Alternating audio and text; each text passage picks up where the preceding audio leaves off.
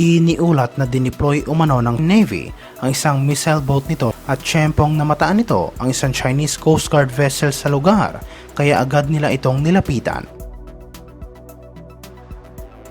Sinabi umano sa report na nagulat ang mga Chinese matapos makita ang missile boat ng Navy at agad umanong umalis ang mga ito sa lugar. Hindi naman hinabol ng Navy ang mga Chinese.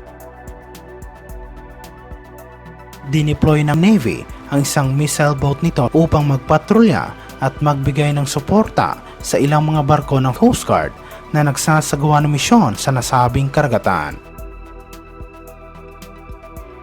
Binabantayan din ito dahil sa presensya ng ilang mga Chinese fishing vessels sa lugar at sinabi ng mga eksperto na isa umano itong malaking banta sa seguridad ng nasabing isla, kaya kailangan mas palakasin pa ang presensya ng hukbong dagat sa lugar.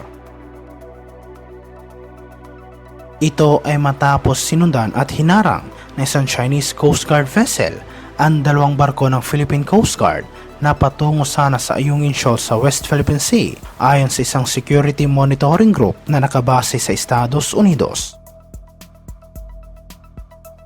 Hindi ito ang unang pagkakataon ng mga barko ng Philippine Coast Guard ay sinundan at hinarang ng kanilang mga Chinese counterpart sa loob mismo na exclusive economic zone ng Pilipinas sa West Philippine Sea. Wala pang isang dosenang sundalo ang dineploy ng Philippine Navy sa isang lumang landing craft na BRP Sierra Madre na kung saan ay sadyang isinansad ng sandatahang lakas sa Ayungin Shoal noong 1999 bilang tugon sa ginawang reklamasyon ng komunistang bansa sa Mischief Reef. Samantala, sinabi ng Armed Forces of the Philippines na mga karagdagang lokasyon para sa Enhanced Defense Cooperation Agreement ay posible pa umanong palawigin upang madagdagan pa ang kakayahan na proteksyonan ang bansa laban sa anumang pagsalakay o pag-atake. Sa isang panayam sa media, sinabi ng tagapagsalita ng AFP na si Colonel Medel Aguilar na nagpahayag ng pag-asa ang sandatahang lakas tungkol sa pagpapalawak ng mga EDCA sites dahil makakatulong umano ito upang mapabuti at mapalakas ang kanilang kakayahan. Inihayag kamakailan ng Malacanang ang 4 na mga bagong EDCA sites at ito ang Naval Base Camilo Ocia sa Santa Ana, Cagayan, Lalo Airport sa Lalo, Cagayan, Camp Melchor de la Cruz sa Gamo, Isabela at Balabac Island sa Palawan. Samantala sa ibang aspeto naman, iniulat na hinarang umano ng isang Cyclone class patrol vessel ang dalawang Chinese Navy patrol ship at sinabi na hindi umano pumayag ang sandatahang lakas na makapasok ang mga barko ng China sa loob ng exclusive economic zone ng Pilipinas. Agad umanong dineploy ng Navy ang dalawang Cyclone class patrol vessel ng Amerika upang makatulong sa pagbabantay at pagprotekta ng Coast Guard sa mga islang pagmamay-ari ng Pilipinas.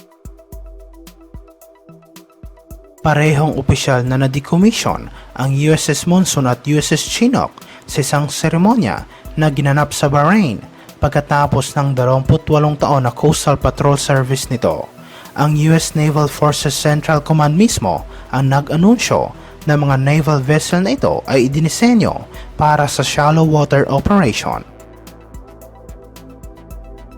Ang USS Monsoon ay unang kinomisyon noong 1994 at na-recommission noong 2008 pagkatapos ng 4 na taon na serbisyo sa US Coast Guard, habang ang USS Chinook naman ay kinomisyon noong 1995. Iniulat ito matapos ibinunyag ng Estados Unidos at Pilipinas ang kanilang plano tungkol sa pagsasagawa ng mga maritime activities kabilang ang joint patrol sa West Philippine Sea kasama ang mga kaalyado nito. Ito ang mga puntong tinalakay ni US Secretary of State, Secretary of Defense, Philippine Foreign Affairs Secretary at Defense Secretary sa isang ginawang pagpupulong sa Washington.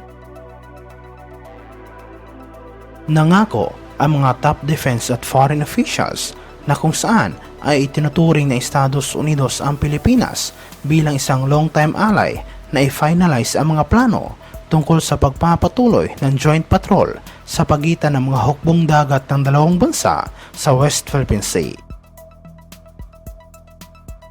Tinalakay din ng magkabilang panig ang plano tungkol sa pagsasagawa ng mga multilateral maritime activities sa West Philippine Sea kasama ang iba pa mga bansa na mayroong parehong paniniwala at paninindigan ayon sa isang joint statement mula sa mga opisyal ng Estados Unidos at Pilipinas. Nauna nang binanggit ni Philippine Ambassador to the US na si Jose Manuel Romualdez na posible umunong makiisa ang Japan at Australia sa gagawing joint maritime activities sa West Philippine Sea. Sinabi naman ng mga eksperto ng planong pagsasagawa ng mga multilateral maritime activities sa West Philippine Sea ay inaasahang ikakagalit ng Beijing na kung saan ay pilit na inaangkin ang halos buong South China Sea kabilang na ang West Philippine Sea o ang karagatan na nasa loob ng exclusive economic zone ng Pilipinas.